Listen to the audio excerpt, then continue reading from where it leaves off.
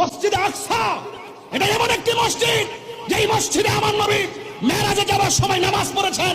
এই মসজিদ সেই মসজিদ যেই মসজিদের পাথরগুলো একদম সমুদ্রের তলদেশ থেকে জিনদের মাধ্যমে উঠানো হয়েছে।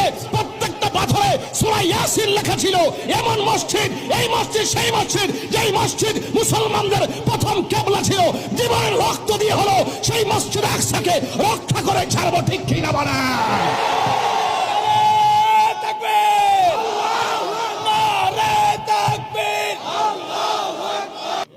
এবার মিল্লামিশা চলেন, সবাই মিল্লামিশা লন, আমরা ফিলিস্তিন যাই।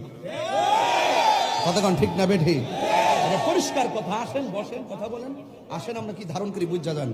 বয়েথের বাংলার জমিন স্যার তিন বেলা খাইয়া খেয়া খালি ফেসবুকে লিখলে চলতো না, ডাইরেক্ট চলে আমরা যাই। আমরা প্রস্তাব করি, আমরা পাঠাই দেন। শুধুমাত্র বেশি আমরা ট্রেনিং লাগতো না, ডাইরেক্ট ভ্রমণ করে বললাম কতক্ষণ ঠিক না।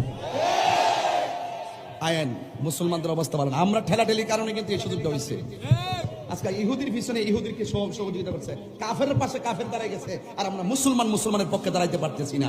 এর চাইতে বড় লজ্জাকর কিছু হতে পারে না, ঠিক কিনা বলেন? মানববন্ধন করলে হবে না।